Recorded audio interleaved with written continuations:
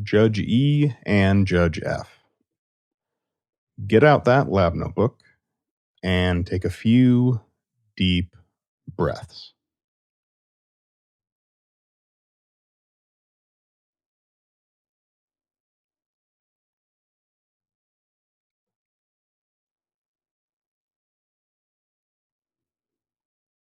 Okay, and for today's experiment, we're going to explore how the tendency to judge your experience is currently impacting your life.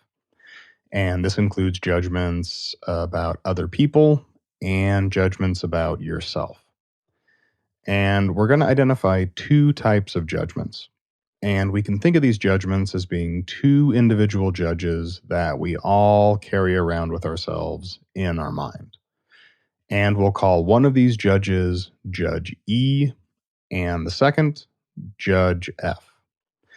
And as we'll see, Judge F plays a really important role in helping us make wise decisions and deepen our relationships. Now, Judge E, on the other hand, can have an extremely negative impact on our emotions and the beliefs we carry around about ourselves, and can really damage our relationships with the people we care about most.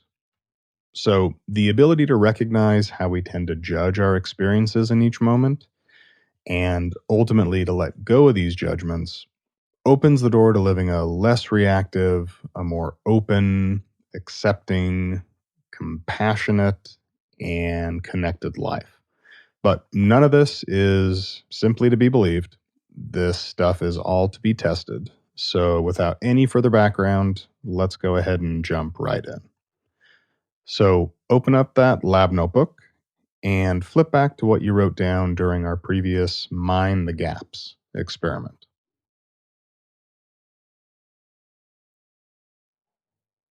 And when you're there, take a few moments to look back over what you wrote down,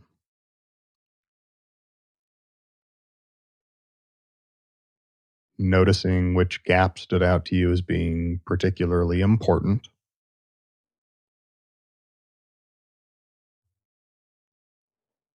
and also any specific patterns of behavior you felt were contributing to these gaps between how you tend to spend your time and your attention each day and these specific core values.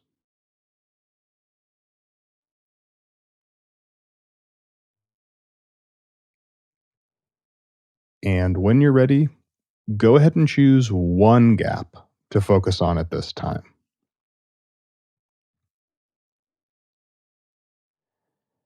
Now, ideally, this will be a gap that if it were to start closing, so that is, if your behavior were more consistent with this core value, you feel that your life and possibly the lives of others would improve in really meaningful ways.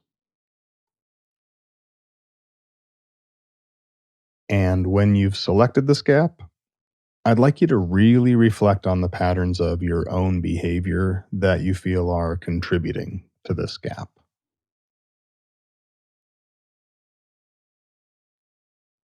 So, do any of these patterns represent qualities that you don't like about yourself and that you're hoping to change?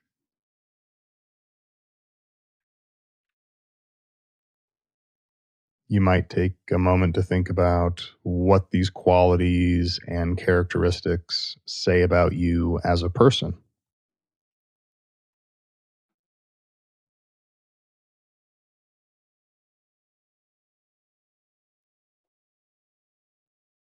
Just noticing and being curious about any thoughts that are coming to mind.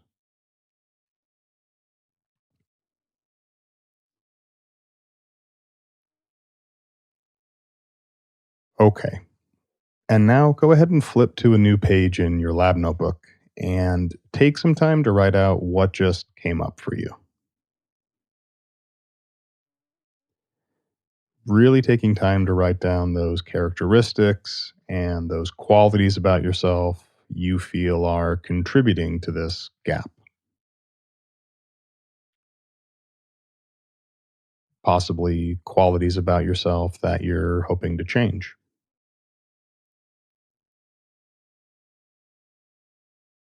And also write down what came up as you considered what these characteristics and qualities say about you as a person.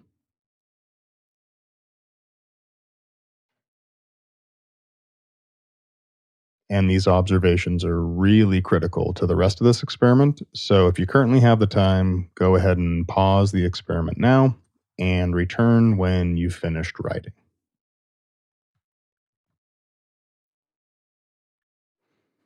Okay, really great job. And now take some time to look over what you've just written, and we'll start exploring any judgments that might be present. So, first, notice how many of the characteristics and qualities about yourself that you wrote down are based largely on facts. So, these would be aspects of your experience that you'd be comfortable presenting in a court of law.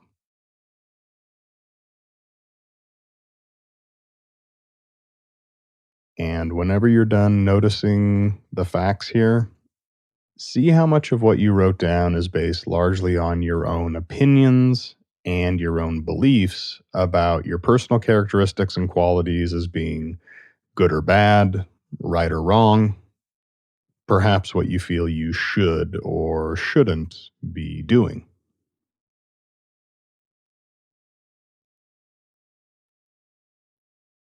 Okay, so the characteristics and qualities based on your evaluations of good or bad, right or wrong, those are the work of Judge E. These are judgments based on your personal opinions and beliefs that evaluate. And it can be really easy to remember this judge because if you've ever said you don't want to hang out with a certain person because they're judgy, it's probably because a bunch of their behavior is being driven by their own personal judge E, resulting in them being perceived as judgy and likely not too pleasant to be around. So, as a summary, Judge E is the judge that evaluates our behavior and our experiences based on our own opinions and beliefs and ideas about what's good or bad, right or wrong, smart or stupid, beautiful or ugly. And we can notice that these evaluative judgments are not part of factual reality. So, our evaluations are things we add on top of the facts about what's happening in each moment of our lives. Now, any characteristics and qualities about yourself you determine were based on facts, those are the work of Judge F.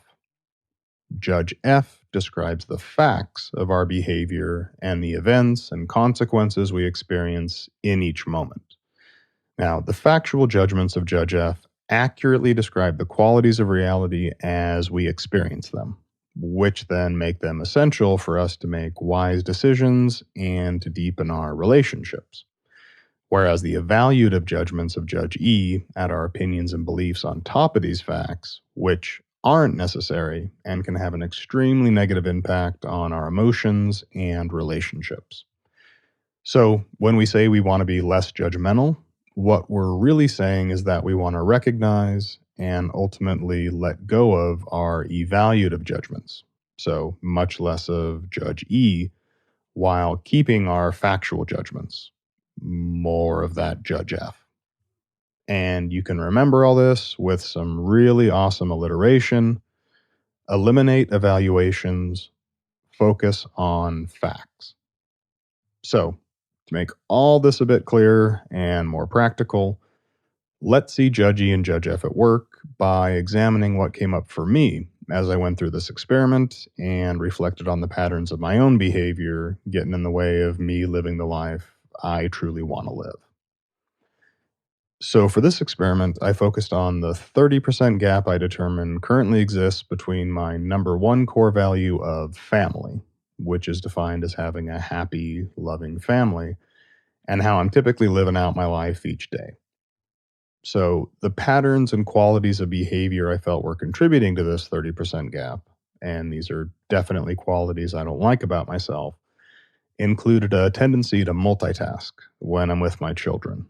So, either scrolling on the phone, working on the laptop, or a lot more commonly, spending a bunch of time lost in thought without realizing I'm lost in thought. So, planning for the future rather than truly being present for Megan and our four young kiddos. And here's what my mind came up with as I reflected on what all this says about me as a person. So, first and foremost, I'm a terrible father. I'm too distracted. I'm too irritable and not fun to be around. I work too much. I don't play enough with my kids. I should be more present. I should be calmer. I should be more fun. And I should be more playful. And my mind came up with those really quick. And they were hard to write out and to look at on the page. So when I looked these over and I noticed how many were based on the work of Judge E compared to Judge F. So again, that's the evaluative judgments compared to factual judgments. Here's what I determined was the work of Judge E. I'm a terrible father. So terrible is an evaluation about good or bad. That's Judge E. I'm too irritable and not fun to be around. So rather than describing the facts about when I tend to be irritable, which can be really useful to know if I want to make specific changes in my behavior, we can see that I'm actually identifying myself with this emotion. I am irritable and therefore not much fun to be around. So, Judge E once again. I work too much and don't play enough with my kids. So, now on the surface, these might seem like facts. But thoughts about too much and enough let us know we're in the realm of evaluative judgments because concepts like too much and enough are subjective. They're based on my opinions and my beliefs rather than facts. And finally, I should be more present, calm, fun, and playful. Now, if you ever want a bright, flashing light that signals when Judge E's around, the word should is one of these signals. Here, should is my opinion and belief about an alternate reality I really wish was true, but that the facts just don't seem to support. So, should equals Judge E. All right, so now that we've identified how much of what came up for me was the work of Judge E, an incredibly useful skill is to take the next step and replace these evaluative judgments with factual judgments that Judge F would be proud of. So, in other words, we're going to eliminate evaluations and focus on facts. So, to see how this looks in practice, let's take Judge E's opinion that I'm irritable and not fun to be around. So, we'll start by considering what facts I've actually observed. And these, again, are facts I'd be confident presenting in a court of law to support this judgment of myself as a parent. And here's what I came up with. So, when I'm looking at my phone or lost in thought, planning for the future, when my kids are trying to talk to me, I'm more likely to be irritable and to give short responses. And when I act like this, I feel like I'm not fun to be around. So, if my goal is to actually make meaningful changes in my behavior, to live more consistently with my value of having a happy, loving family, we can see that Judge E's opinion that I'm irritable and no fun can really have a negative impact on my emotions and my relationships and what I believe about who I am as a person. So, after all, if I'm just an irritable person, there's not much I can do about that, right? It's who I am. But Judge F has pointed directly to really specific facts about my behavior that I can begin working on right now to start closing that 30% gap between my number one core value and how effectively I feel I'm currently living by that value. Judge F can point us directly to patterns of our behavior that are really worth noticing. So in this case, we can see there's something really specific about the times when I'm multitasking and distracted and lost in thought that contribute to irritability and no funness compared to when I'm truly present and engaged with Megan and our four kiddos. And as a side note, depending on your background, you may have noticed what I'm really needing here is more mindfulness. And we'll focus on mindfulness a lot more in future experiments. But for now, I can thank Judge F for these insights and the solutions they clearly point to so I can start closing this particular gap. Again, eliminating evaluations, focusing on facts. Okay, that's enough about me. Now it's your turn.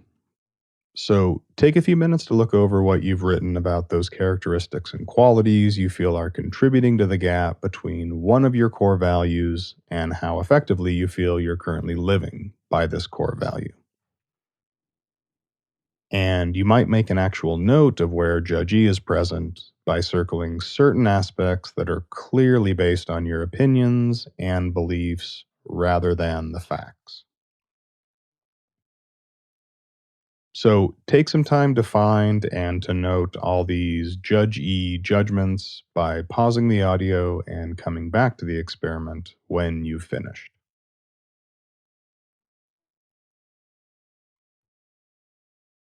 So take a few more minutes to go in and replace these evaluative judgments with descriptions of the facts that Judge F would be proud of.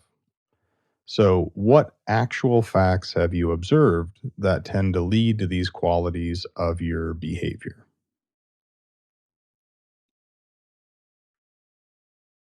What do you tend to be doing or possibly not doing during these times?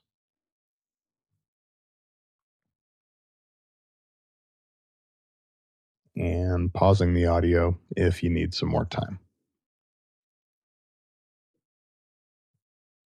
Okay. And at this point, it can be helpful to actually rewrite the evaluative judgments of Judge E with those factual judgments of Judge F in your lab notebook to make this practice of eliminating evaluations and focusing on the facts a skill you're able to practice throughout your daily life when these judgments inevitably come up.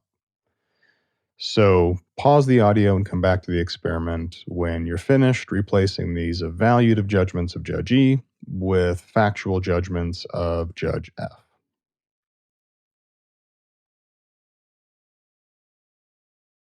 Okay. Similar to the insights about mindfulness versus multitasking that came up for me by focusing on the facts of Judge F, notice if there are any specific fact based behaviors you notice that might point to specific changes you could start making to begin closing your particular gap. And if so, make sure you write all that stuff down as well. And feel free to pause the experiment if you need some more time before we move on. Okay. And we'll just simply note that we focused on only one particular gap in this experiment. And that when you have the time, you can apply this practice of eliminating evaluations and focusing on facts to all the other gaps you feel are really important for you and the life you truly want to live. So, as we start winding this experiment down and you go about the rest of your day, you might amaze yourself by noticing just how many times Judge E pops up during your daily life. In what situations do Judge E's judgments come up most often? And when Judge E pops up, how does this tend to impact your emotions? Your beliefs about yourself and other people, and also your relationships with the people you care about most. And as you practice the skill of eliminating evaluations and focusing on facts, replacing these evaluative judgments of Judge E with the factual judgments of Judge F, how do your experiences change?